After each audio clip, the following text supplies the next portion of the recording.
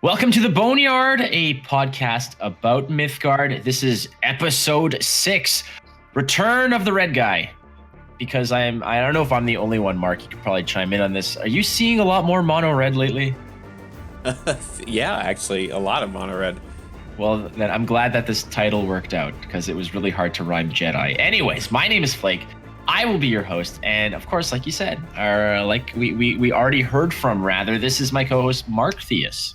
Yes, sir. We are happy to bring you another episode of the Boneyard, and we want to start the show by thanking our sponsors, Team Rankstar, Inked Gaming, 98.3 Media, OPC, and all you wonderful listeners. Thank you so much for making all of this possible.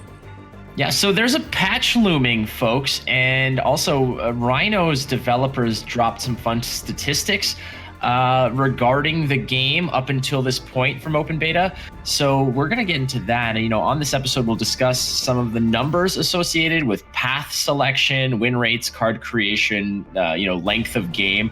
And also there was a tournament that took place. We'll get into a little bit of the nitty gritty about what was played in that tournament. And we're also going to hook you up and tell you how you can win a free starter pack just by listening to this podcast. That's right, and joining us to help us crunch the numbers is the procaster himself, Charmer. He has heaps of experience in CCGs, having cast in multiple tournaments in the Elder Scrolls Legends, Magic Arena, and Artifact. Ooh, boy, remember that one? He also has fantastic hair.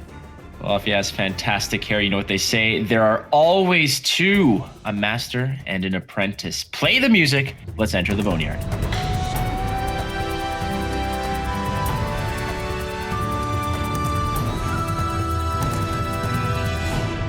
All right, this is episode 6 of the Boneyard. It's always great to be here. Thanks for tuning into the show.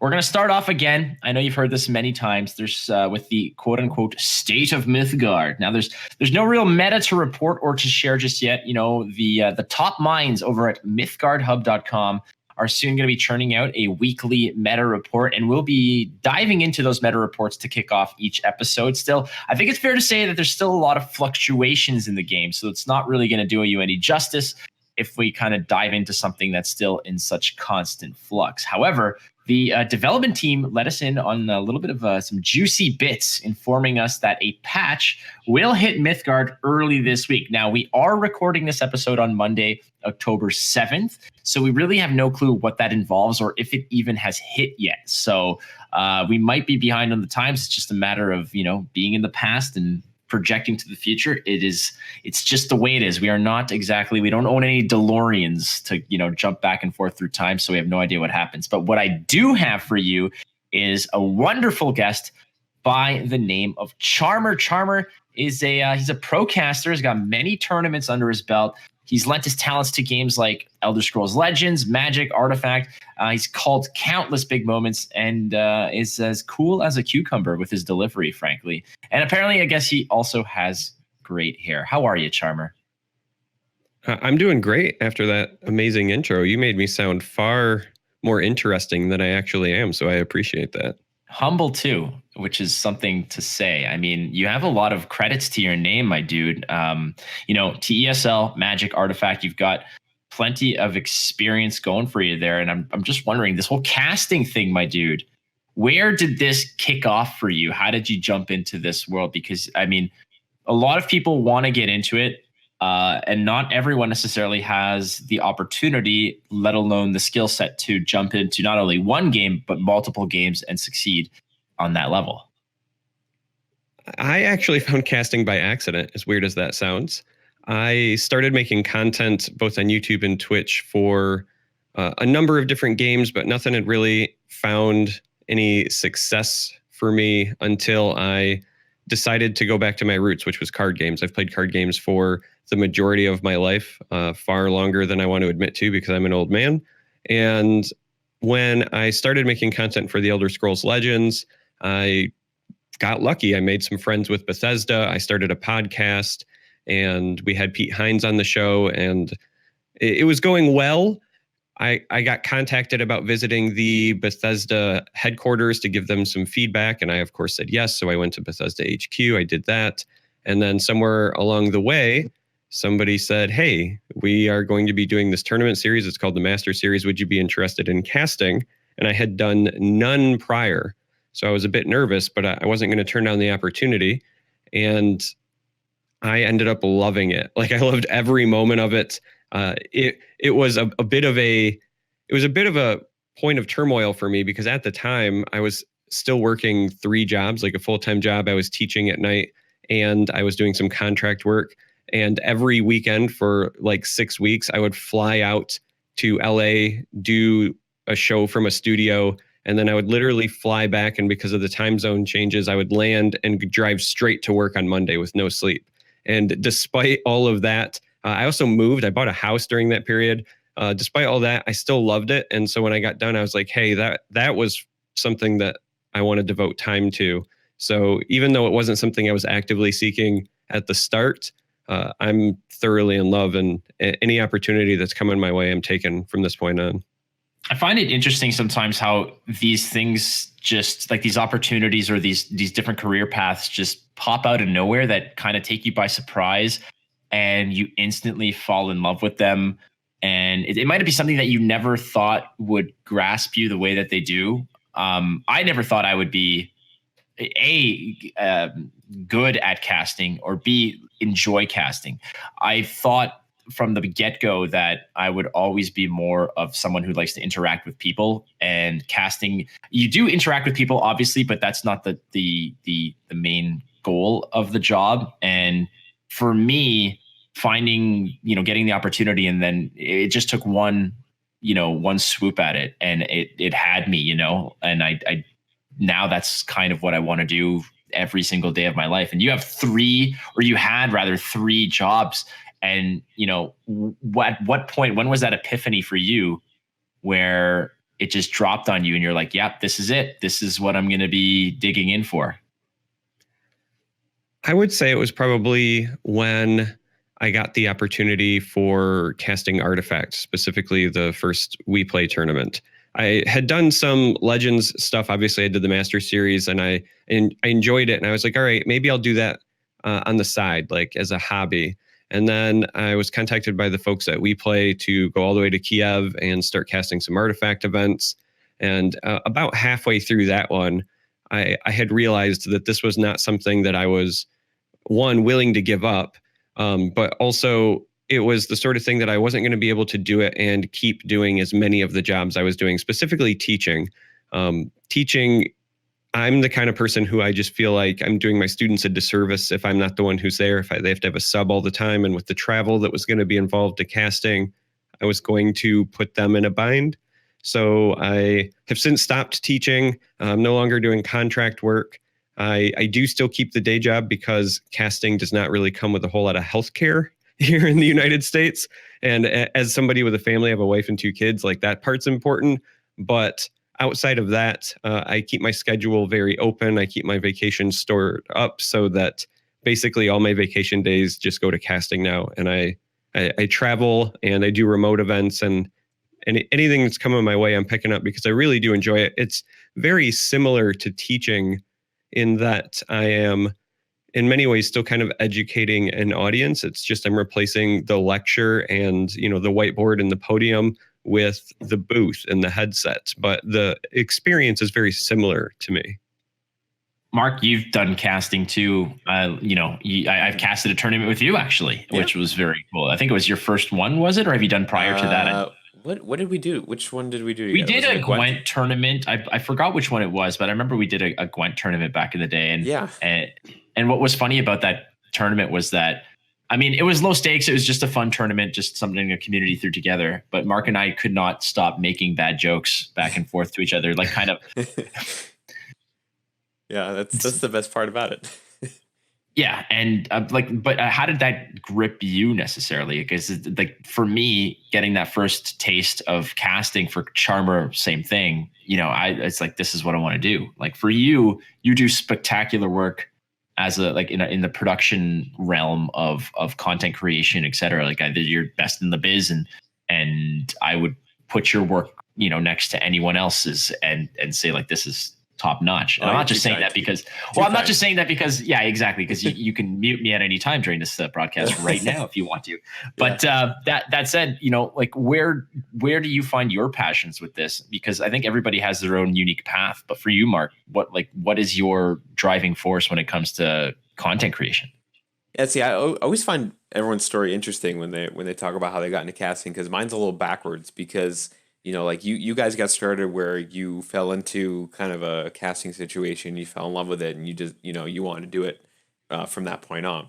I kind of came from the back end of it, where I came from producing events to then being in front of the camera a little bit, and then going, "Ooh, I want to do that more."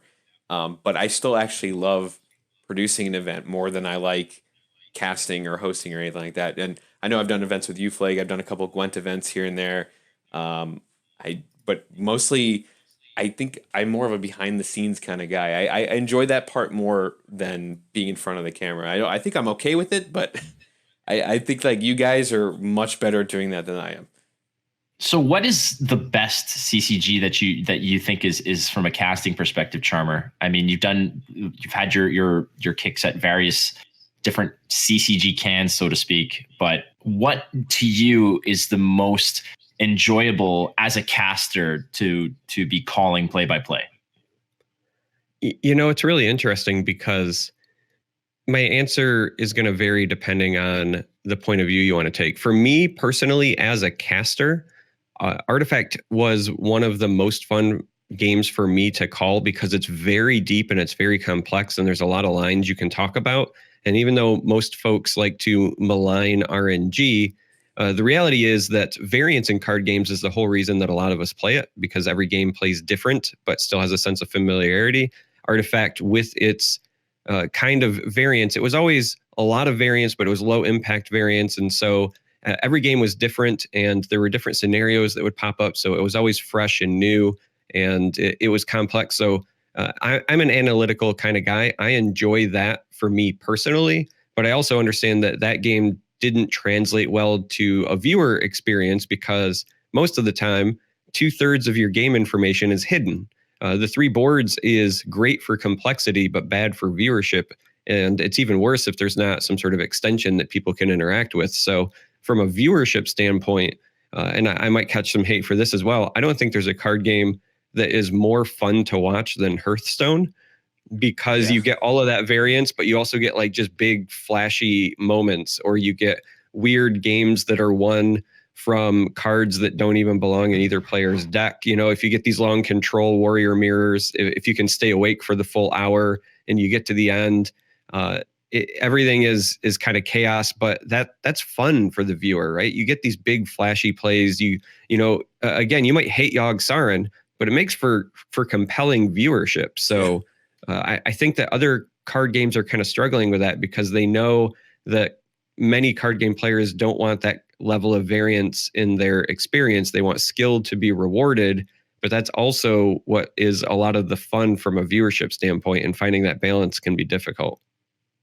It's a good point that you made. And the fact that you mentioned Yogg Saron is, to me, the epitome of what competitive Gwent, competitive Hearthstone rather, wanted to be, but also wanted to avoid, because a lot of the advertising that came with that package when Old Gods was released was they're saying, yeah, it's super hyper RNG, but it'll never be competitive. So we're kind of getting the best of both worlds here. So you'll still have those elements of competitive Hearthstone rather, but you're going to not have to worry about these hyper RNG cards really changing things. And the reason why Gwent slipped out of my mind too is because they released a card similar to that, Shoop, wherein you have this hyper powerful, ultra random card that they would advertise, when they're trying to sell the package, was very RNG related, very powerful, not competitive. Don't worry about it. When in reality, that's not the case. And I know I like the line you're taking there about the fact that Hearthstone is the best to catch, to maybe cast as well, but also, absorb because of these huge moments. And Mark and I commiserate all the time about these humongous moments we have with Hearthstone, where it's these absolutely bogus, crazy, big time, silly nonsense plays, right? Yeah, that's what makes it the most fun. Absolutely. But that's what you want to see. Yeah, it's that's what gets you excited as a caster, right? It's one thing for you to, again, dive into the analysis, and don't get me wrong, like I personally love that. I get a lot of enjoyment from that. But there's also just something about, those wild top deck moments, or, the crazy RNG moments. And the Elder Scrolls Legends, for example, during the very first Master Series, we had our own kind of RNG devil pop up. There was a card that I actually had the joy of releasing when the set came out. It's called Mudcrab Merchant. And most folks thought that it was just not good enough to see play. And then instead it ended up dominating most of the aggro lists. It was a 1-drop, and it would reveal 2 cards at random from like the entirety of the game. And you would pick one and it goes to your hand. And then the one you didn't pick goes to your opponent's hand. So not only was it randomness, but it was providing randomness to both players every time it got played. And it really shifted things. But those are also exciting moments, right? Like during that same tournament, we had people, sending us stuff on Twitter of mud crabs eating pasta and crabs holding knives and whatever, because it created fun moments. So casting is weird, because on the one hand, you definitely want to reward skill, but sometimes the most exciting moments where you can like really break out your hype voice and do these things with the community come from, random acts of variance. And trying to wrap your head around the two of them is sometimes really difficult. So is Mythgard lacking that now? We want to talk about the viability of Mythgard. We discussed it as from an esports perspective, and I think from the perspective of being a competitor in Mythgard, I think a lot of the tools and fundamentals of the game are very sound to really nurture a competitive scene. Players are not necessarily going to be overly, they're not going to get shook by bad RNG moments, because in reality, there's very, very few, you can count them on one hand, cards that offer RNG related elements. I mean, I can't tell you the amount of times I've gotten screwed by a splicing lab, but beyond that, you won't have that kind of interaction of RNG really shaking the way a game will unfold. So, I mean, Mark, you've seen a bajillion games of Hearthstone where Yogg-Saron has gone off and been absolutely gone ape. Yeah. However, without those kinds of cards, will there be an appeal for Mythgard from a viewer's perspective in competition? What is what's the appeal besides seeing high level? Like, there's going to be no holy crap moments, or are we just not seeing that? Sure, there is. You got plenty of cards like that, like Cataclysm, and like there's a lot of like big board clears and board wipes and things like that. I mean, not as much randomness, but you still have a lot of big play interactions, big mythic cards that drop, things like that. But the big out of nowhere kind of plays. And, what Charmer said, again, I keep going back to Yogg-Saron because he was the X factor for a lot of decks where you'd play that kind of casino mage of just spamming as many cheap spells as possible to the point where you have that oh crap button of, well, I have no idea how to get out of this pickle, so I'm going to drop Yogg-Saron. And if I still have a life total, like if I can still pass turn at the end of it, I know I survived and we'll deal with it then. So I don't think there is a card like that in Mythgard. I don't think there is anything close to that, actually. But without that element, without that wow factor, without those fireworks, would people still want to tune in to competitive Mythgard? I think the answer is yes. And the reason I'm going to say that is because Magic Arena has a pretty good audience. And that game is also missing in many cases that kind of randomness, that X factor. There's a couple of cards here and there, but for the most part, the core competitive gameplay in that, your big wow moments are going to be top decks, right? And that is still present in Mythgard. One of the things that plagued Artifact was that you never really had top deck like wow moments in that game, because when you played Artifact, it was across 3 boards, and sometimes the most important action was happening on board 3. So at the start of each round, you would draw your cards, and then everybody would wait, right? There is no like, oh my God, he top decked the exact out moment, right? In the Elder Scrolls Legends during the first Master Series, we have a very famous moment that was called the 5K Anasi, because somebody literally they top decked a 1 of in their deck, and by doing that, they won the game that put them into the finals, and it was worth $5,000. Like that one top deck basically got the guy $5,000. So top decks with the immediate payoff, I think, can still bring in those moments. And there are not necessarily Yogg-Saron cards, but there are some competitive cards with an element of randomness. My personal bane in Mythgard, for example, is Godspore. that silly fungus has cost me more games than I would like to admit, because somebody gets just, the right keyword at the right time, something like that. So while it's not heavy-handed in Mythgard, it does exist, and there's always room to grow if they feel like they need more of that to grow a viewership, but I don't think it's required. I think the immediacy of top decking the right powerful card and then playing it can sometimes be enough, because we see that in Magic. I think a lot of the big wow moments are going to come from high level plays of weird or unorthodox lines of play in order to secure victory or to take advantage. And that's where a lot of the appeal, I think, of the game is going to come from, where you're not high rolling a random card to generate a random card that gets you out of a moment. Now, as spectacular and awesome as that is, I find that is exciting in one way, but equally as exciting is when you can't see an out for the player you're watching, and they manage to sort of weasel their way out to take back the board or to survive an extra turn that looked like it was completely grim and out of control. And those top decks that you're talking about are always going to be there with every single game. The top deck element of holy crap, he did it, he pulled it off, or that was lucky, or that was crazy, that's always going to be there. And I experienced it today where my opponent missed lethal, and I said, well, I'm screwed unless I draw Wonder Drug. And the first card off the top was Wonder Drug. And then I ended up winning the game because I had a better cushion, and I could, my Misanthropia clicked another turn, and it was all good. So I think there's going to be room for those big moments. I think they're just going to come with a different type of spice, a different flavor. There's nothing like playing, a spell book into a flame strike and clearing the board and taking the game in Hearthstone. But I think that it's actually better that Mythgard is going to be very weak from an RNG element. With all that sort of put aside, we've got a bubbling and a developing esports idea or project that's in the back of the minds, or maybe even the forefront of the Rhino developers. We have no news on that, but we do have a tournament that just wrapped up.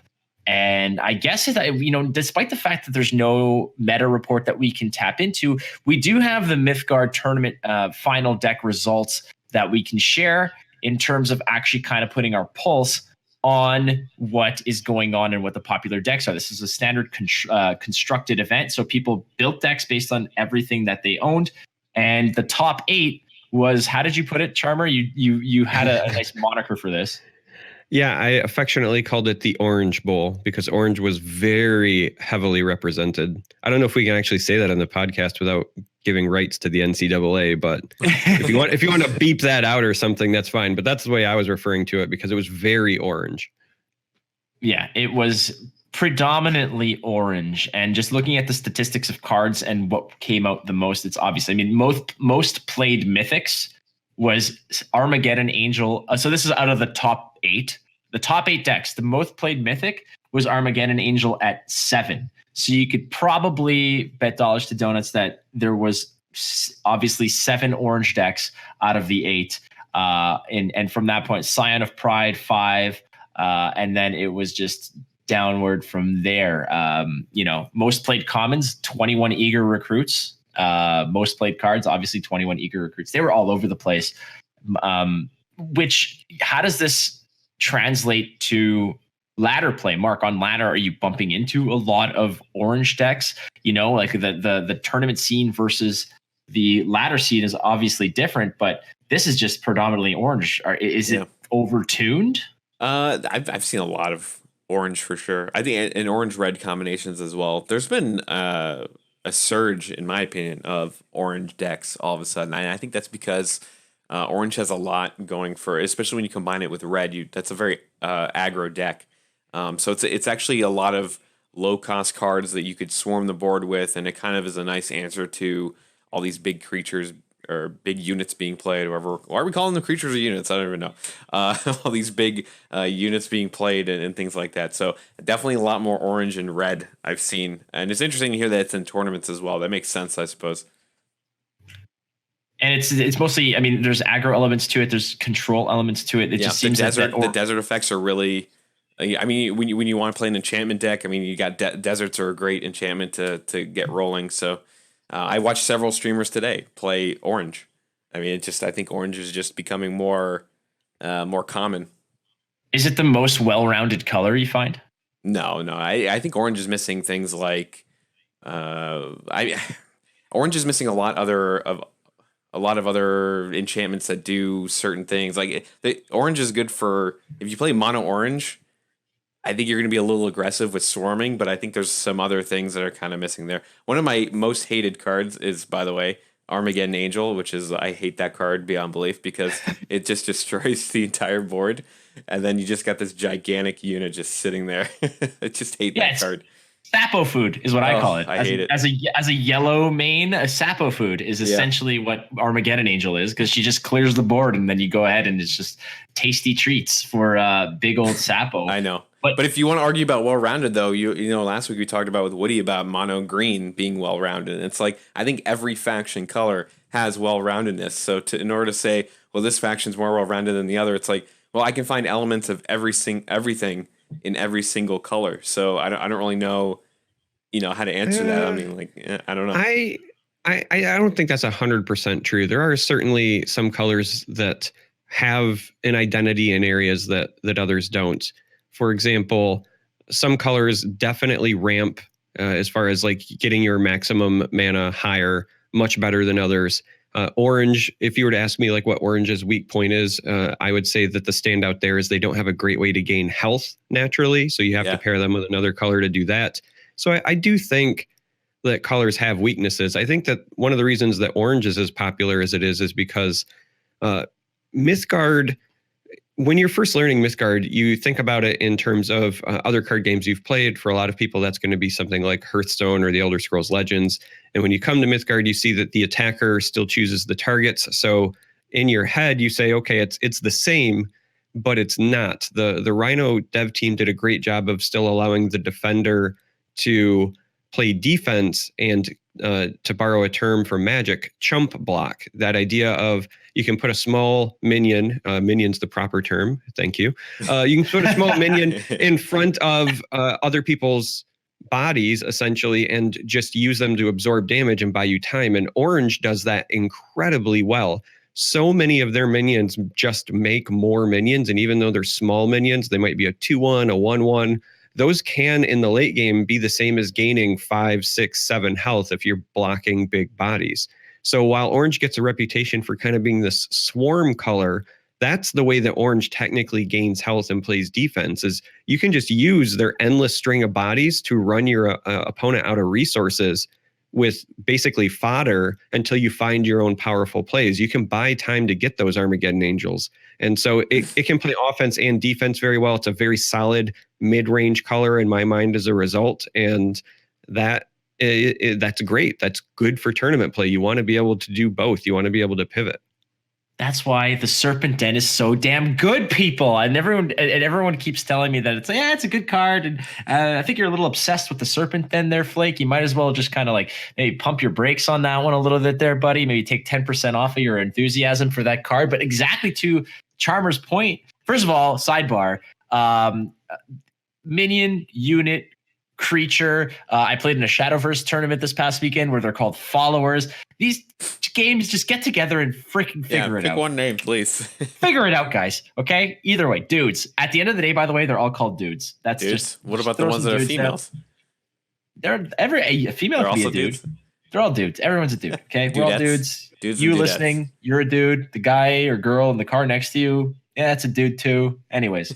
But that's a good point, is the fact that there are cards that have, I mean, the whole chump block strategy of, I don't care how big your creature is, because it's still just going to it's not doing damage to me. So throwing down those eager recruits, it's as good as gaining the life that you otherwise would lose. So you're really just buying time until you can establish strategy. And I think that's why a lot of decks are going to play orange, is because of the eager recruit train and just constantly filling your hand with these little numbskulls that you can just throw down to step in the face of these giants and just buy you time while you establish other strategies and other means of dealing with threats.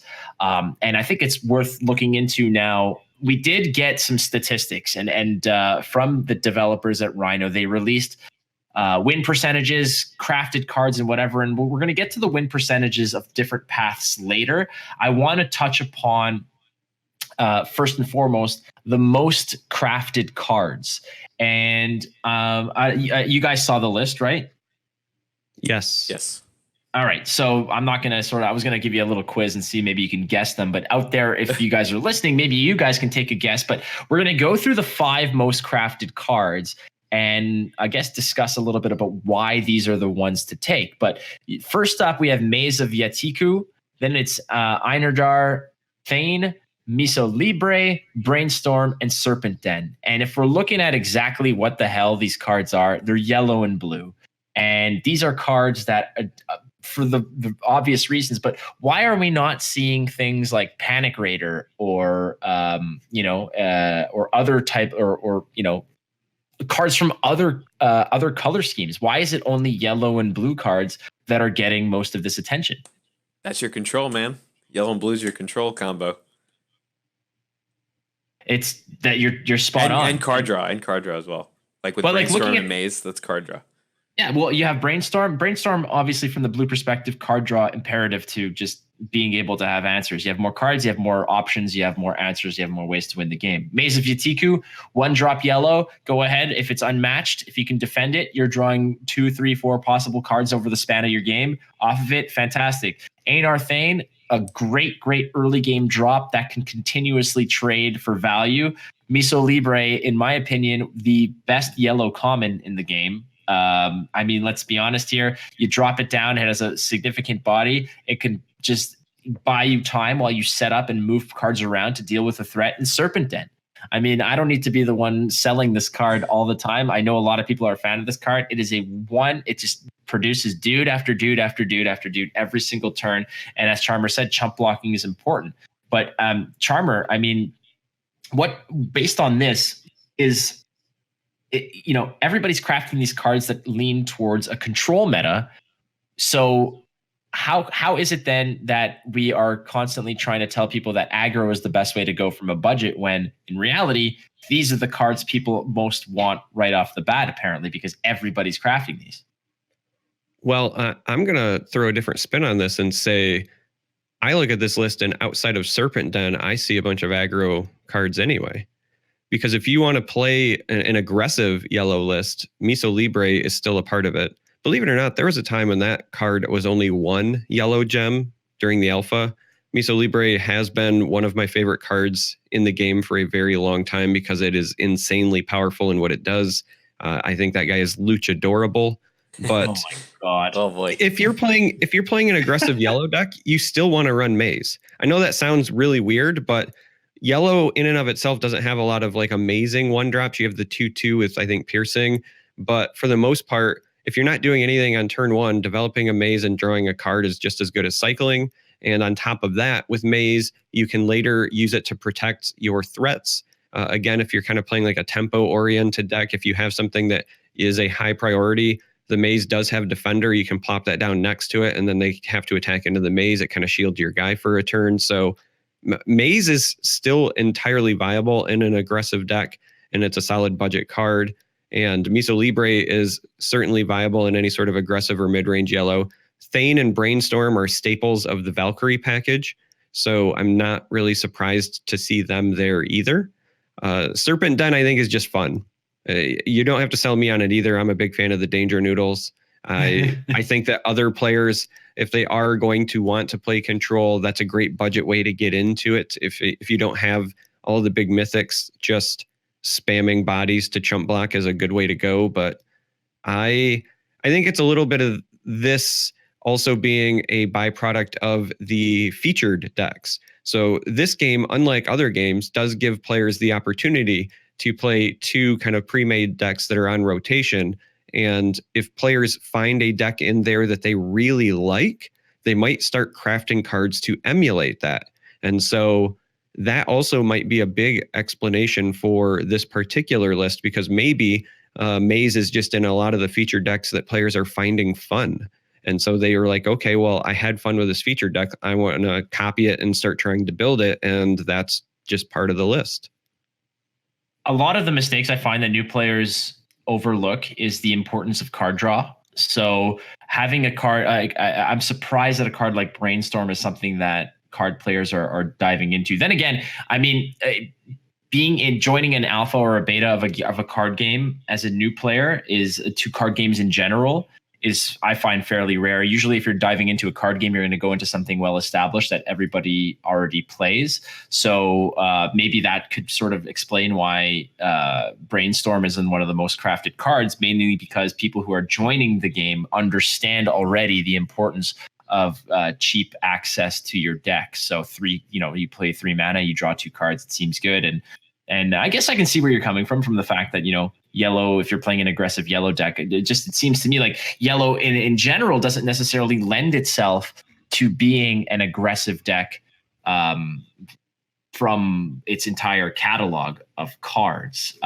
So I think we can sort of talk now about the length of the games. This is another element that Rhino released the statistics of what a 1v1 game average time is. And, they have the mean, the median, and the mode. And I think the mean is just the only thing that really we want to look at. So 9 minutes, 23 seconds is the average game length of a one-on-one game. Is that too long? Is that too short? How do you feel about that?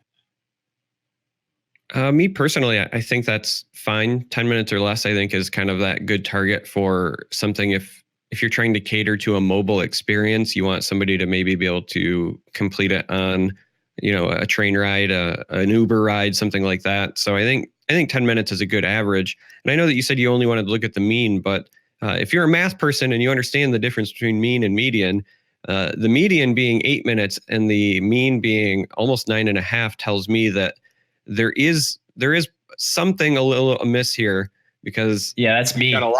You've got a lot of short games, and then the things that drag your average are the long games tend to go really long. That's me playing stretcher. That's right. I'm the one completely polluting this data.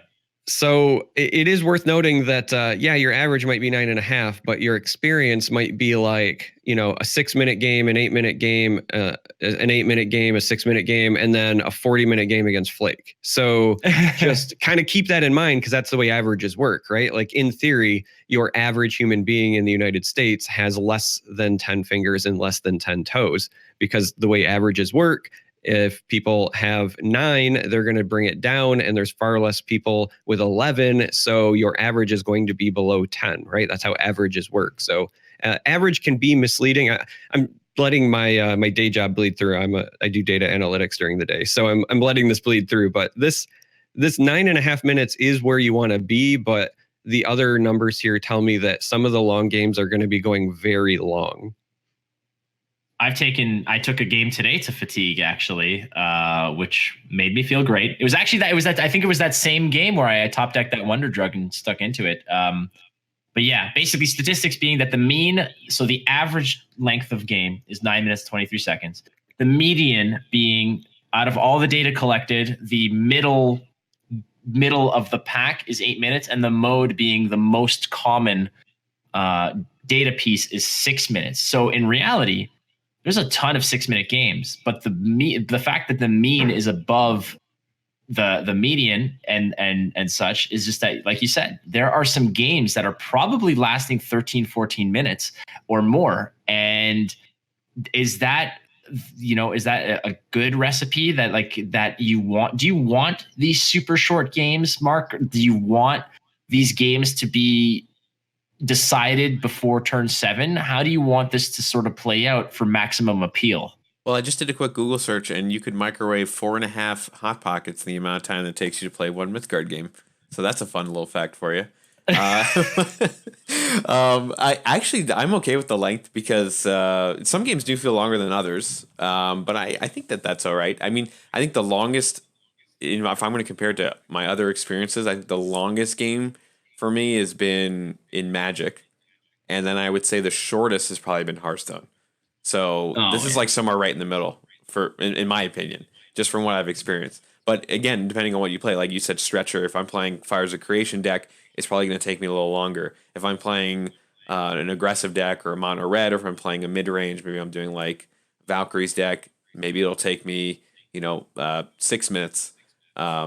It just depends on, I guess, what you're playing, who you're playing against, all of that. But I think 9.5 minutes is perfectly fine. I think what Charmer says is correct. That's the amount of time that I'm sitting on a train or in an Uber or whatever. I get one game in, I can move on. The worst is if you're that uncertainty of, if I'm sitting on a train and do I have time to play one more or not? If you know that I have enough time to play at least one game of Mythgard, like that's the perfect way to kind of look at it, I guess. Yeah, that privilege went out the door when Hearthstone had these gigantic control warrior mirrors where, you could be going from Toronto to Montreal on a train and you don't know if you're going to be able to play more than one, if you could be able to get one of those games in, because it's ridiculous how that happened. Yeah. But even fatigue in Hearthstone, because it's also the deckhand is less, right? So fatigue in Hearthstone takes less time than if you were to try to do fatigue in Mythgard. Fatigue in Mythgard also is incredibly difficult because you're cycling cards, so you're constantly adding stuff back into the library. But like a fatigue match, even in Hearthstone, is shorter, I think, than 9.5 minutes. I think you can get through a fatigue in about probably 7. If you move a little quick, if everyone's hitting end turn quick enough. In Hearthstone, you mean? Yeah. I think you can probably get through fatigue in 7 minutes. Yeah, seven might be a lot, but or might be underselling it a little bit. That might be super quick. But there were those days when you had the Cold Light Oracle drawing 2 cards on both sides, and Rogue can probably completely smoke you with that, with the bounce effects and replaying it and replaying it and replaying it. Yeah. There are some really nifty decks back in the day with that and milling your opponent real quick, where probably if the game was lasted, if the game was under 8 minutes, it's probably because there was you're hitting fatigue and your opponent just concedes. But if you can get your opponent to concede, then I guess you've effectively achieved your goal either way. Yeah. Wait, here's an important question too, because we didn't ask this. So we're analyzing the amount of time it takes to play a Mythgard game, but the real question is, were you having fun in those 9.5 minutes, right? Or are you sitting there getting annoyed? Because that's, I think, is a big factor as well. I could have a lot of fun in that 9.5 minutes, whether I won or not. But if I was annoyed during those 9.5 minutes, I would feel like every 9.5 minutes is horrible and a torture. And, I don't want to do this. So that's also plays a big part in it as well. I think some people will look at that time and think 9.5 minutes is too long. I'm never going to play a game that takes that long for one match. But if you're having fun doing that, then what would it matter, I think if you're sticking into the game at that point, even if it's unfun, there's at least an opportunity for you to potentially swing the game into your favor. If victory is still within reach, you'll buck up and just go with it, and essentially you'll take your shots and live through the agony of whatever kind of horrible experience that your opponent's tossing at you. Yeah. I just know that when I'm into a 15 or 20 minute game, I'm having a great time, because it usually means that my Stretcher is just whipping the crap out of your opponent. 20 minutes? I've had a 20-minute game, and God. It was exceptional. It was so damn satisfying because I was in the driver's seat the whole time. And basically in those matches it was control versus control, where nobody wanted to essentially commit much to the board. So it was like chess. It was just moving pieces, blocking up your opponent's access to your face, more or less. And stakes would come out and you move stuff around, and it was great in that regard. But that's just me personally. I know a lot of people are not going to enjoy these long-winded games. Are you more control-oriented, Charmer, or are you more of an aggro type player? Like, what to you is the ideal situation in terms of play experience? It's interesting. Like, at my heart, I love to play combo. Like, there's nothing to me more satisfying than the exponential spike in power of it looks like I was doing nothing for 7 turns and then I just accidentally win. But in terms of like play experience, more often than not, I find that combo decks just aren't viable across many CCGs for various reasons. So in my younger years, I was very much a control player. I wanted to ruin the experience of my opponent as much as possible. I was that guy that ran every removal spell in Magic. I was that guy that played land destruction in Magic. I used to get my jollies off with like birds into Stone Rain, into Plow Under, and watch them concede.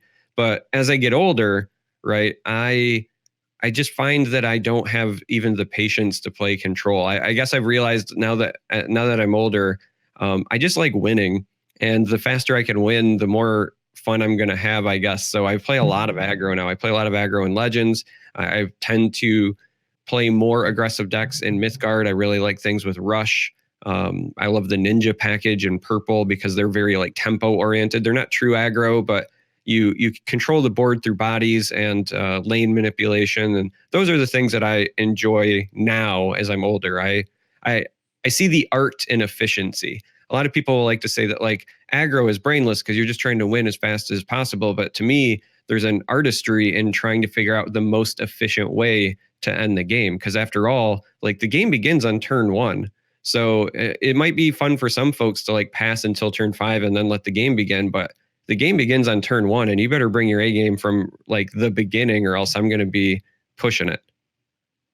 You and Mark must just love each other, don't you? I love everybody. Hey, peace and love, a man. fellow aggro man. I can appreciate that. You guys are filthy. I like how you called it artist. You can't crap on the floor and call it art, okay? That's all I'm saying. You can't judge what is art.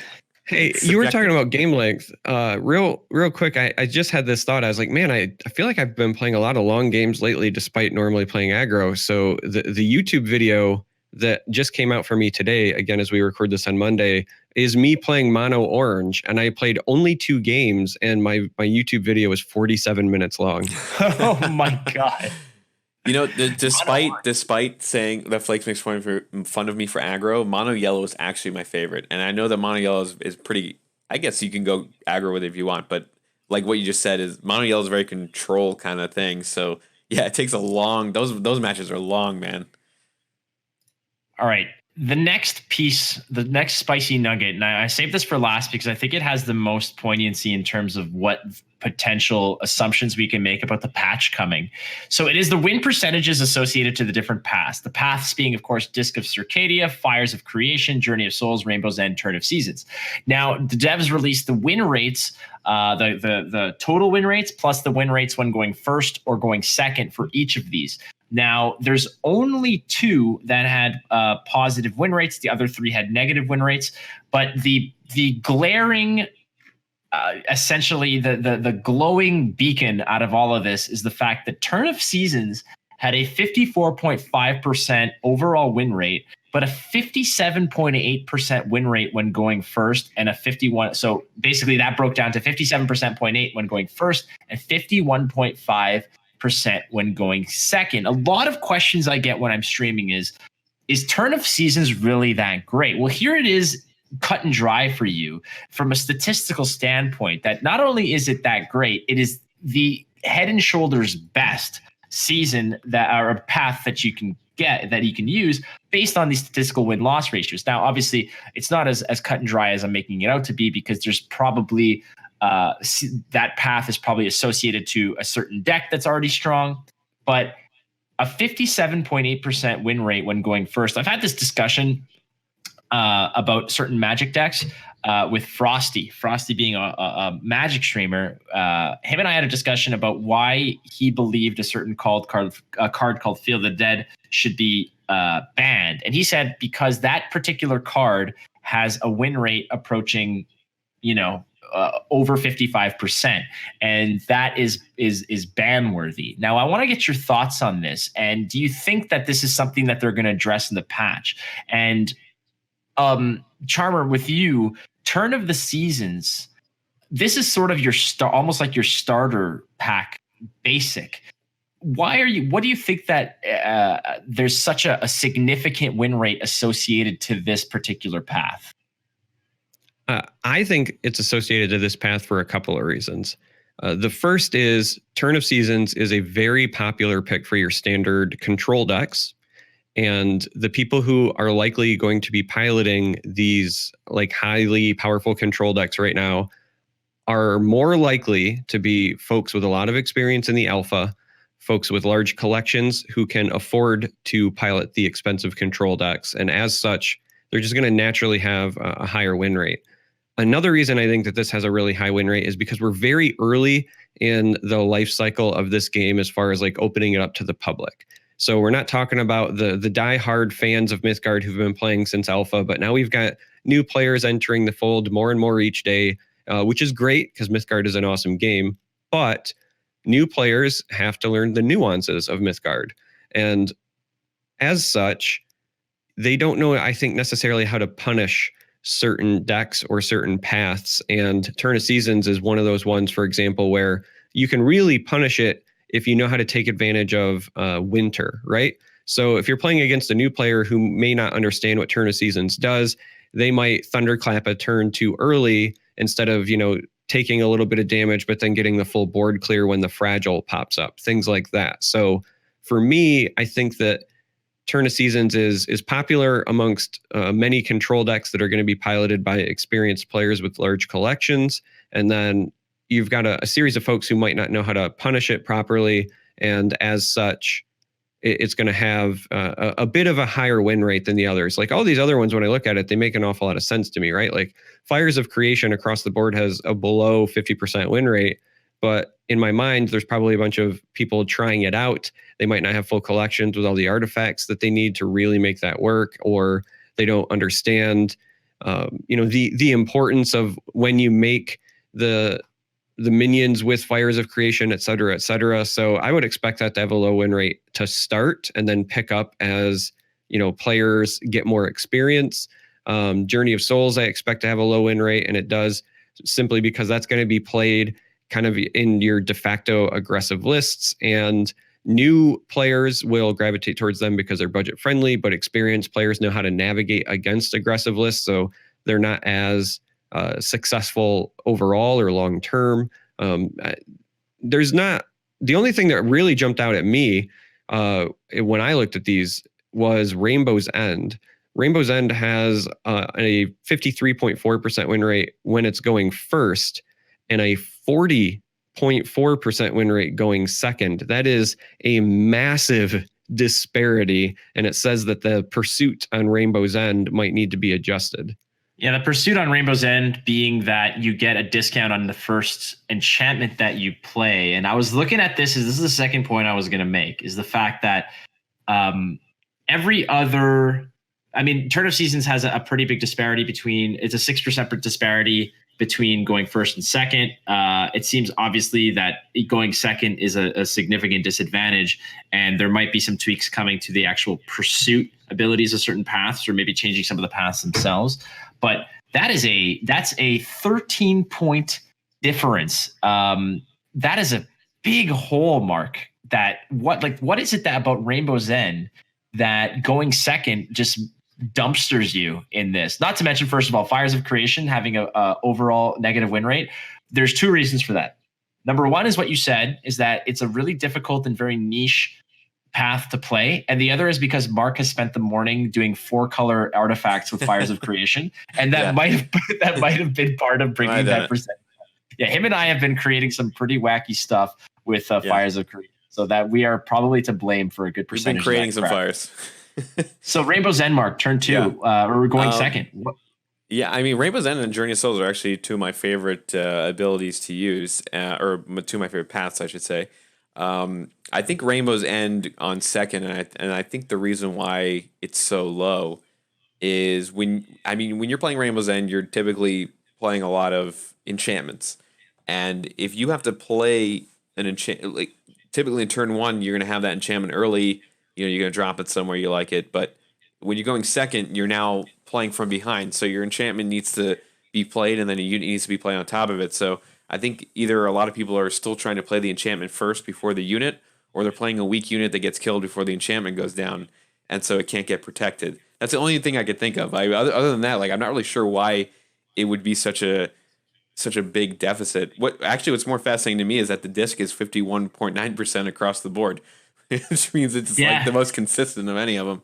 But that one, I guess, is exactly what you're doing with that. And I'm going to go ahead and assume that most people are playing the disc with a reincarnation deck, which I don't really. I've tried the disc in other ways, and that's really the only like a reanimator. I'm sorry, I said the wrong name. It's a reanimator deck, and I've tried You to disc son in. of a bitch. I've tried How to disc dare in you. other things, and it doesn't quite feel as great unless you're doing it with reanimator, because with reanimator it just kind of makes I sense. love disc in mono orange. That's Oh actually yeah, my really? video today. Huh. Yeah. I'll have to check that I one think out. that a lot of people get hung up on the discard as being a negative, and it is, but it's only a negative if you don't have ways to mitigate that. Now, Reanimator mitigates it by turning it into a full-on positive, but in orange, when you have all these tiny bodies, being able to turn on the all creatures have slay 1 means that they trade up in value. Sure. And when you have all these things that make like ephemeral 1/1s in hand that you kind of don't care about late game, the discard portion is not a negative at all, because you're just getting rid of a card that is a throwaway anyway, but you get card quality choice, right? Anytime you go to the divination 2 and then draw a card, like I'm basically getting a Sensei's Divining Top. If you're an old school Magic player, I'm getting a Sensei's Divining Top for the course of the game, which means I'm going to find the cards I need the most. Those Armageddon Angels, things like that. And so I really like it in mono orange. I've been trying it a lot there. No reanimator tricks, just going for card quality choice and mitigating the drawback with getting rid of 1/1s, and it's pretty effective. I'll have to try that out. Yeah, I haven't really found a comfortable way to play that without doing reanimator, so I'll have to check that one out, see how that feels. Yeah, Disc of Circadia to me seemed like it was just intimately just married to the Reanimator archetype. And it's really cool, Charmer, to hear you trying it out with other things and effectively. And to your point, it is right, because you have those eager recruits and these small little 1/1s that sort of sit in your hand. And I don't say they take up space, because you can always play them, but they're not as effective late game. So being able to, like you said, trade up with Slayer 1 and just go ahead and ditch these weenies out of your hand that are going to be ineffective down the road. Very, very, cool way to play that particular path. And again, the stats on this was 51.9% overall, 51.9 going first, 51.9 going second. So if you want consistency, Disc of Circadia somehow, somewhere, in some alternate reality is the way to go. But well, again, I think that's easy though, because you're not changing your game plan depending if you went first or second, right? And also, the disc makes your can't remember. I think if you're going first, second, it makes your power 0. Is it going second that does that? I think. Yeah, going second to mitigate the negative, the drawback of going second, which is so it's like the perfect path. It's like that's why it's so consistent, because you just it's the same as if you went first or second. It doesn't matter. It's the same scenario no matter what. That said, just hope that if you're choosing Rainbow's End, that you're great at coin flips, because it's essentially how you're going to decide that game. It's insane. 40.4% win rate going second. I guess playing all those enchantments doesn't necessarily equate to much tempo, so you're probably playing from behind a lot of that game until you can slam that's the down. only thing I could think of. That's got to be it, right? I mean, you're playing so many enchantments, and playing 1 second's got to suck, right? I don't know. Yeah, it's first. Let me start by saying, I think it's absolutely brilliant that Rhino decided to balance the going second on each of the paths. Because when you look at games like the Elder Scrolls Legends with the Ring of Magica, Hearthstone with the coin, Magic with nothing, right? Like, I know it's the play and the draw, but let's be honest, nothing. Giving each of your paths the ability to tweak something if you do have an imbalance in win rates is just brilliant here. Because most of these, when I'm looking at them, their first and second win rates are within percentage points of each other. We have 2 outliers and one's a very extreme outlier. So the fact that they have this and they can literally just adjust that path and not have to adjust a core mechanic that's going to affect every deck and every archetype is wonderful. It was a beautiful design choice, and I appreciate that they did that. But the big thing for me with Rainbow's End, and Mark touched on this, is that enchantments are, in many cases, with the exception of ones that also create a body, in many cases they are negative tempo. What I mean by that is you spend mana and you do not increase your board position with just the enchantment alone. So if you're going first and you have initiative, you can afford to play an enchantment and then respond to their first body with your own. But if you're going second, more likely they've played at least one body, And if you play an enchantment, now they've played more bodies and you're that much farther behind. So the big disparity in tempo, because initiative is still important in Mythgard. It does not snowball games as much as other games because of the ability to chump block, but it is still very important. And if you don't have something to like mitigate that tempo loss, you're gonna have a bad time. And I think that's exactly what's happening here with Rainbow's End. It doesn't matter that my enchantment is 1 cheaper, because most of these Rainbow's End decks are not running enchantments that cost 1 anyway, right? You're running Serpent Dens. Mm-hmm. So I got to play my Serpent Den like 1 turn sooner, but I'm still way behind on tempo, and I've got all these enchantments in my hand and no real defensive tools, and that's the problem in my mind. Yeah, I think that enchantment-based decks are actually probably better off without Rainbow's End for the most part, because that the pursuit on it really is not doesn't help. No, and there's some Earthslide decks out there that are really fun to play, but I would probably aim more towards just Turn of Seasons with it and then anything else, because it was someone mathed it out for me once, and they said you need like 9 enchantments in your deck, 9 or 10 enchantments in your deck to reliably draw what you want, versus the fall season of Turn of Seasons where you're drawing a card anyways.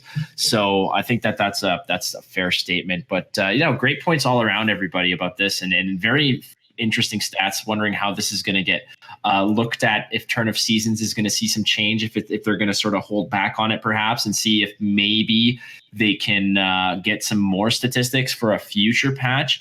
But nonetheless, my friends, that has been the discussion about the statistics, the patch upcoming. Again, this is being recorded on October 7th and published on, I guess, the Thursday, October 10th is what I'm guessing the day of release of this podcast. That's a Thursday, right?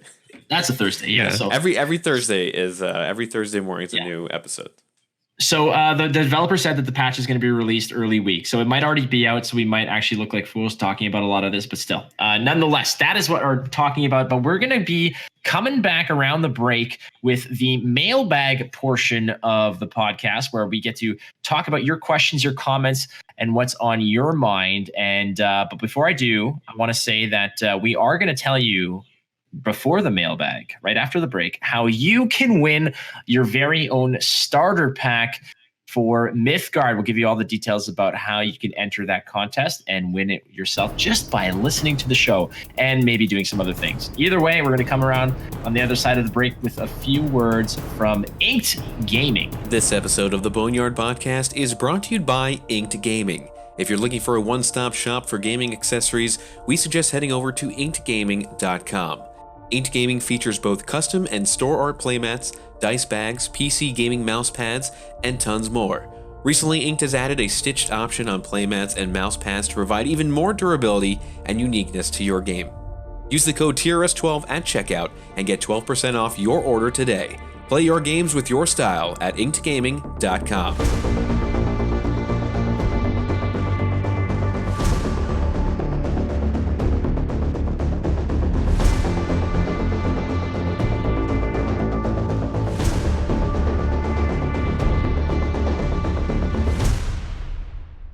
Alrighty, so like I said, there is a contest for a starter pack that you guys can get your grubby little hands on free of charge, my friends. And the way to do that is in the the description field of this YouTube video. There's a link. If you click the link, you'll have multiple ways to enter, get various entries into this contest, as simple as just following on Twitter, checking out a video, following here, subscribing there. Don't worry, it costs you nothing for the most part. And I think it's all free, so don't worry about it. But multiple ways to enter, so go check out that link in the description of this video. But before that, I do want to let you know about 98.3 Media presenting the Moonlight Masquerade. What is the Moonlight Masquerade, you might ask? It is a Mythgard tournament, free of charge to enter. And how do you get involved? Well, we'll also include the link on how you can get signed up for the Moonlight Masquerade in the description field of this YouTube video. It is October 26th, with the top 8 being broadcast live by some casters you might know on October 27th. So get signed up for that. Prizes involved, lots of cool stuff going on. So make sure that you are ready to go. That is 98.3 presenting the Moonlight Masquerade. All right, boys, mailbag time. Mailbag time. Oh boy. This is my favorite part. Now, a lot of it, the questions typically come towards our guest, Charmer, so you got to be prepared for that. Same time, some of the questions and comments and topics, etc., brought up are essentially just general info and insights from the community. So if we're all ready to go, how about we dive into the mailbag? Charmer, are you ready? I am not ready. I want to address one thing mail related before we get to the mailbag. Yes, go right ahead. So if you're listening to this and for whatever reason the patch has not yet dropped, do yourself a favor, go to mythgard.com and sign up for the mailing list, because they have said that when this patch goes out, they're going to be sending everybody on their mailing list a very generous code for in-game things, and I don't want anyone to miss out. Now, if you have unfortunately listened to this after the patch has come out, still sign up, because they will likely do that stuff in the future. But that was something they discussed in the Discord, and I did not remember us mentioning it as of yet, and I like helping people out. So do yourself a favor, sign up for the mailing list. You are a citizen of the world, you superstar. You know that we talked about this last week, actually, about the fact that there's something coming, and we're still waiting. So it's good that you remind people, because we do not know when that's going to be. But yes, Charmer, with the words of wisdom there, go to the Mythgard website and scroll down to the bottom of the page. Put your email on that mailing list and get some goodies in the mail. And speaking of goodies in the mail, we've got some goodies, some good ones to talk about here. And we're going to start off with Calrael from via Twitch, who asks, there seems to be an influx of players coming from Gwent. Why is that, given the games are so different? Now, who wants to take a stab at this one? Oh, I'll start by saying not only is it Gwent, but also a lot of Magic players as well. And I think there's two very different reasons for that. But I won't. I don't have to start. We'll let our guest start. Okay, if you want to let me start. I think people are coming from Gwent because they like games that are not necessarily RNG or variant heavy. They like being rewarded for skill, but they also miss good old-fashioned creature combat, because I love Gwent, but there are plenty of times where I've played it and I feel like I'm just playing competitive Sudoku. It's just numbers at the end of the day. And Mythgard feels a little bit more tactical. The lane placement matters. A lot of your combat interactions matter. And so if you are missing that in your life as a Gwent player, it's a great place to go. And on the other side, Mythgard is very akin to Magic, but without getting mana screwed. So I'm not going to say it never happens. Every now and then I run into situations where like, man, I really wish I had one more gem. But overall, the fact that I'm not just going to get stuck with like a 2-land hand and then I just know that I've lost. Like, there's nothing worse than playing Magic and going through your mulligan and just knowing before you even play the game that you don't get to play the game. And that just does not happen in Mythgard, and that's very appealing. Yeah, bingo. That's what I was going to say about the Magic side, definitely. The land screw fatigue is what brings people over, and it's a very similar system. For Gwent, though, I would say it's also... a lot of if it's veteran players, I'd say a lot of veteran players are also fatigued from the way the hot fixes and the patches and the constant game breaking bugs and things like that go on with Gwent that seem almost on a daily basis.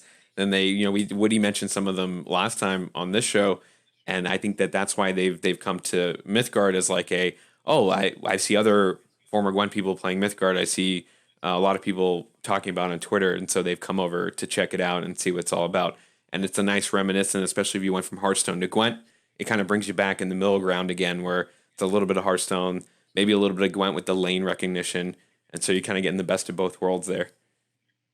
Yeah, I can't add more than that. I mean, you nailed it spot on. From a Magic perspective, I think there's an appeal to those who like no restrictions to deck building. The freedoms of how they can combine cards and make some wacky ideas without having the pain of not drawing the land combinations that you desperately need in order to get these things to work.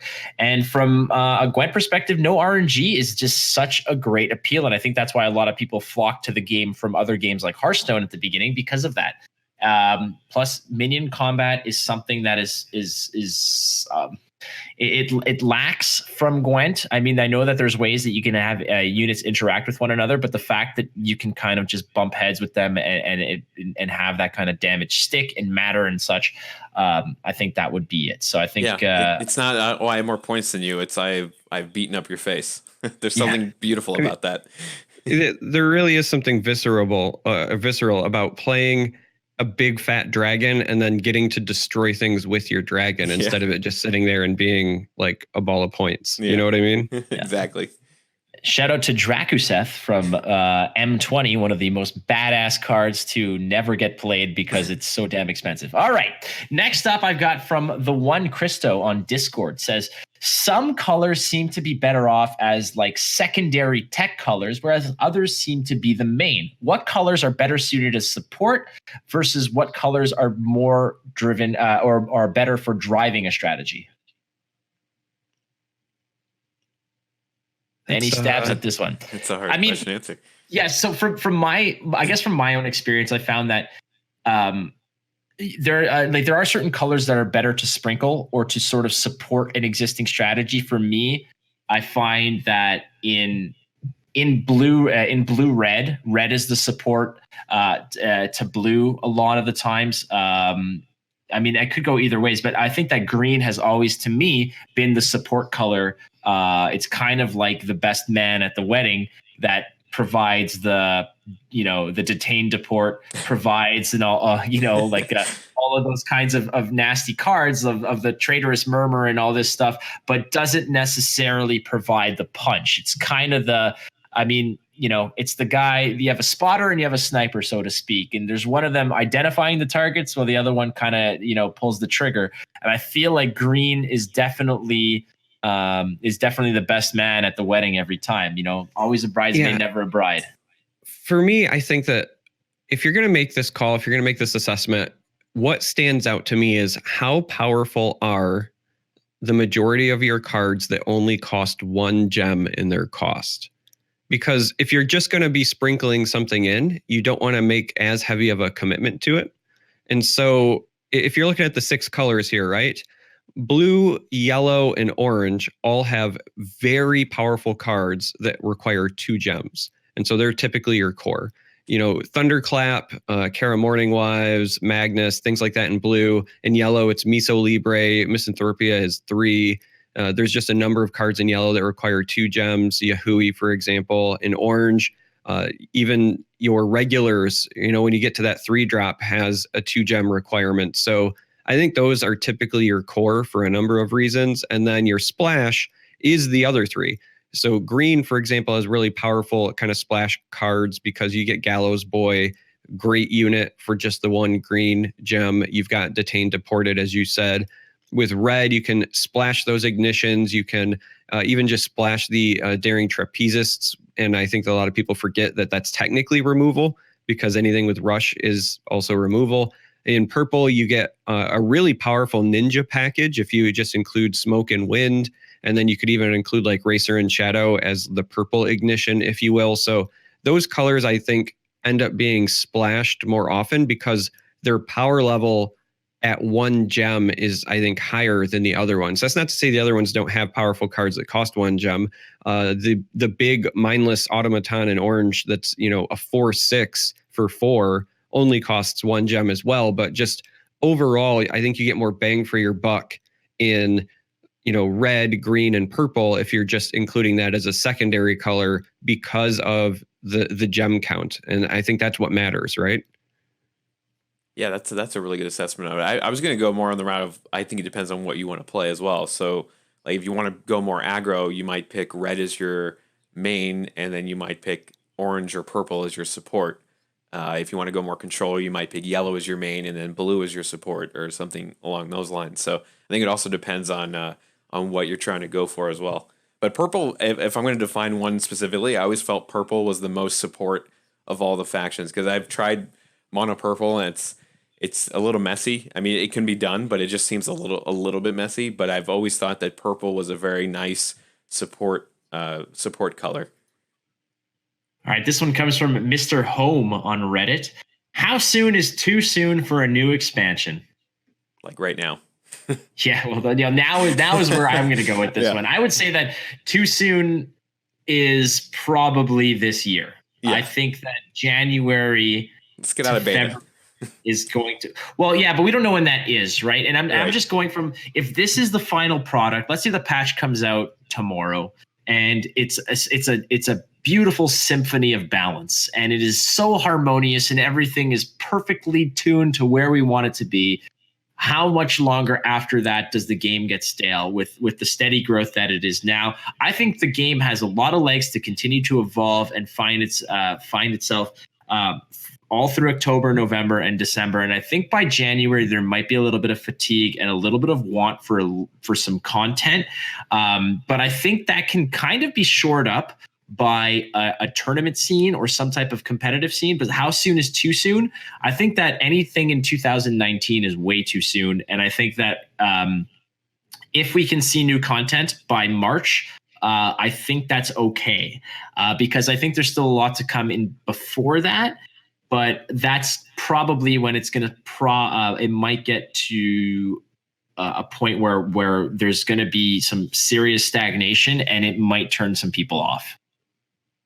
All right, I'm going to bore you with a numbers answer, but for me, the answer is actually dependent on what Rhino's target player base would be before they want to start releasing more content, because you don't want to release content if your target before the first expansion hasn't had at least some time to accrue a moderate sized collection. The last thing you want to do is have somebody start playing your game, be really into it, but then hear, hey, I need to catch up with what's already in existence, and now there's going to be this big expansion coming as well. So that's tough for me to make the call, because I don't know what Rhino's like goals would be, but you want, in my mind, to allow your free-to-play players to amass, I don't know, maybe 50% of a collection before you then pull the switch and say, hey, this is coming. Or if you're going to announce an expansion, like maybe that ties people over. If you say, hey, in a month, we're going to launch this. And so that gives people time to catch up. But you don't want to do it until you've seen the growth that you would expect. There's also the other side of things, which is Rhino is awesome. They've got great members on that team, but they are a bit smaller than some of these big AAA companies. And so we know that there are things that need to be updated, like the UI, some of the other user experience items. And I don't want them delaying that just for the sake of also pushing out the expansion, because we know that that's been the number one feedback on Reddit, on social media, et cetera. People say, hey, I really like Mythgard, but like the UI feels old or clunky. And if they address that first, then I think that will help with new player experience and player retention, which are both very important. And then you can say, okay, here's the shiny new stuff. I think that the game needs, kind of what Charmer said, but I think the game needs much more of a player base first. I know that the veterans who've been around since like closed alpha will probably feel fatigued, but you have to remember that this game is getting new players every day. And if you bombard those new players with, here's an expansion that you should pay for, and everyone already has it, and you're going to be outmatched already, like that's a lot to ask for new people coming in. And so I think any CCG, when they're coming into the space brand new, I mean, we just came into beta not that long ago, or open beta rather, like let's get out of open beta, then let's let the game get a bigger player base after that, and then we can talk about introducing new cards and everything, because you don't want your new players to feel like they'll never catch up. That's when I think your player base levels out. So that's a really tough timing to try to figure out, but I think that's very important. All right, so not tomorrow is the answer. Not tomorrow. Tomorrow is definitely too soon, but yeah, it'll come. It's in the books. We spoke to Leo in episode 1, who already gave us sort of a roadmap as to at least projected amounts of cards per expansion and how often they want them to come out. So it's in the books. So how soon is too soon? Well, there's your answer. All right. From the Manted Man on Reddit, communities are an integral part to the success of a developing game. What is one thing the community should strive to do to help grow the Mythgard community? There's a lot to jump into, because what should the community do to sort of thrive to grow itself? Well, I mean, a lot of it is just don't hate on each other. I guess that's always the best, but being inviting and helpful to new players has always been one way for a budding community to continue to grow. And depends what you mean by like that particular community, because some people just think it's only Discord, or it's only Reddit, or it's only Twitch or whatnot. But frankly, it's everything together. So I think that the best way that you can support that community growth is to support the players within it and just be as helpful as possible. Be it to comment on questions that are asked in either Reddit or Discord or on streams, to be a positive, be a contributing citizen, man. I don't know how else to properly unpack this, but sharing content as well, right? Supporting the people who are making, like, most of the time people are making content, videos, deck guides for free.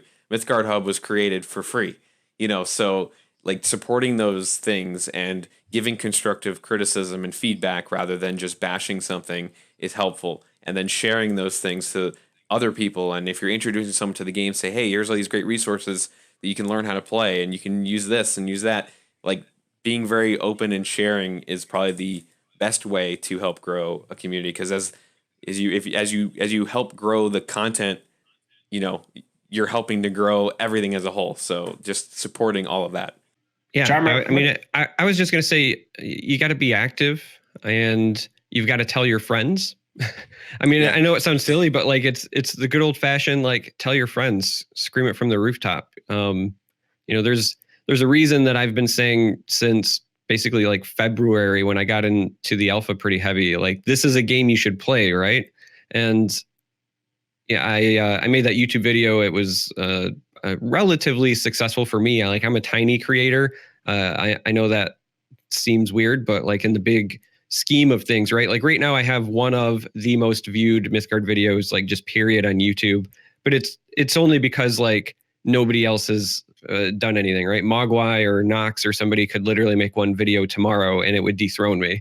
But like, that's good, right? I want that, and I would share their content as well, because at the end of the day, I just want other people to find out how awesome Mythgard is. And so I think that part of that also, you guys said share, I think part of it's also a bit of an ego check, because for those of us who've been in the alpha, it might feel like to us that this is our baby, and you might get some sort of sense of entitlement, right? You might have this feeling that you might be this big fish in a small pond, but the reality is, I don't want that to be the case. I want this to be an ocean. And if I become a minnow, I don't care. The game is awesome. Rhino deserves it for all the work they've put into it.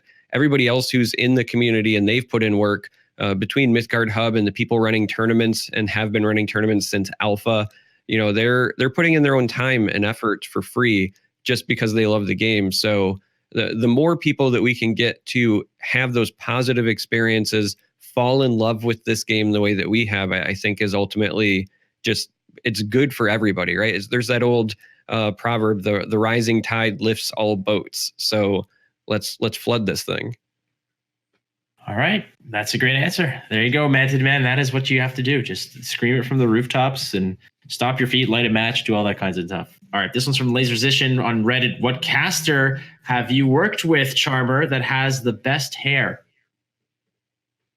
That is pretty easy, actually, for me. You can't say yourself. Me.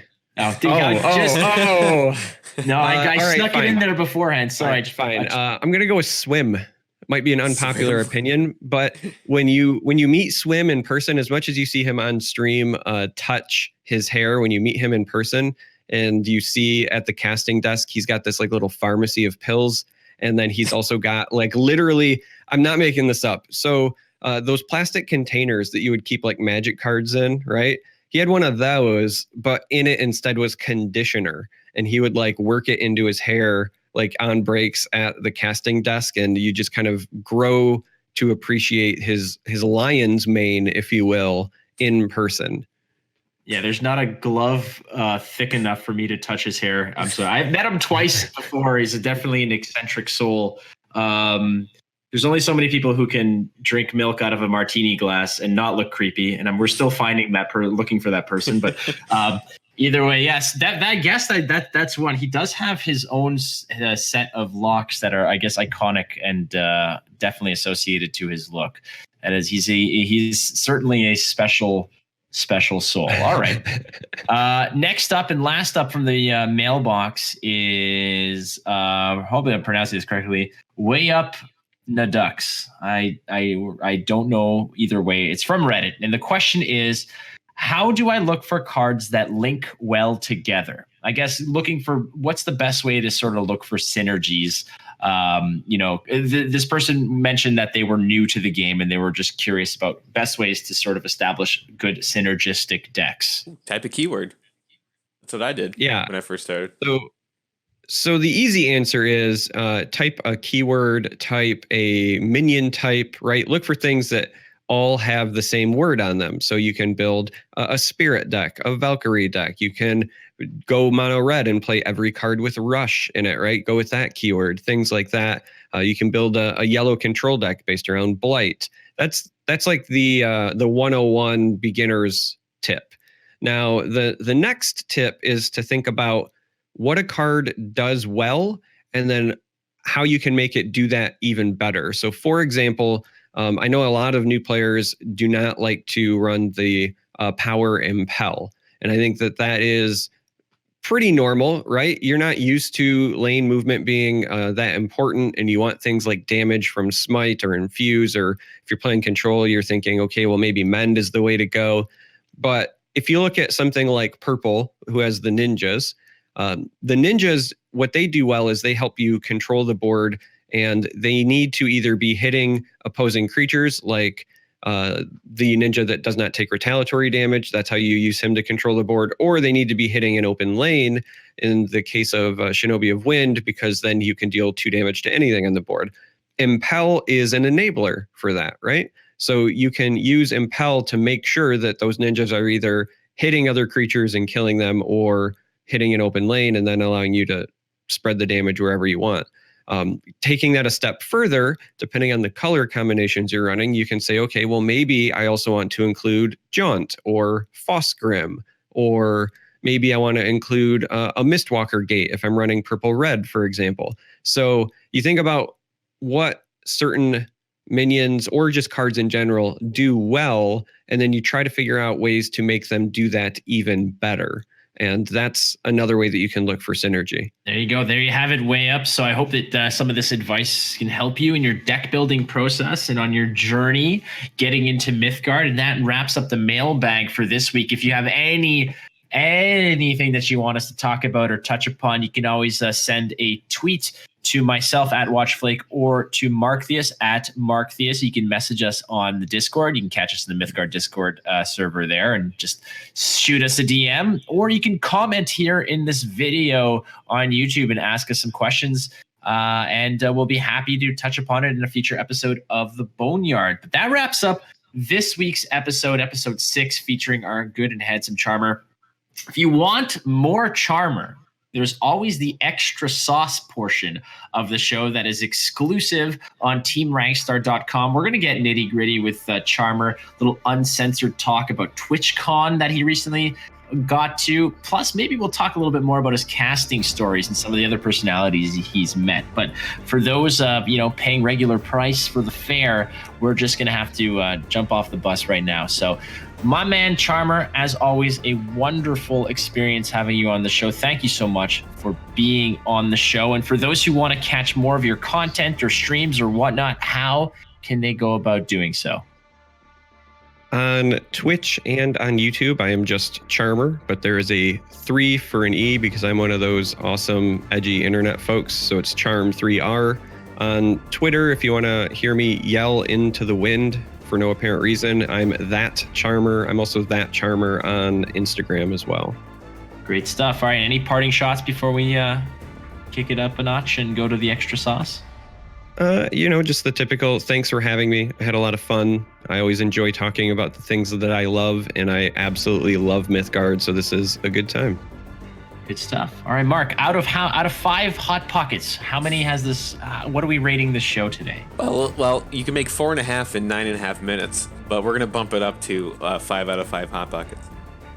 Perfect. Awesome. All right, Mark, shall we give some DAP to our sponsors before we go to Extra Sauce? Absolutely. We're going to thank our sponsors, 98.3 Media, Inked Gaming, Team Rankstar, and OP Seat, and all you beautiful viewers. Thank you once again for making the Boneyard possible.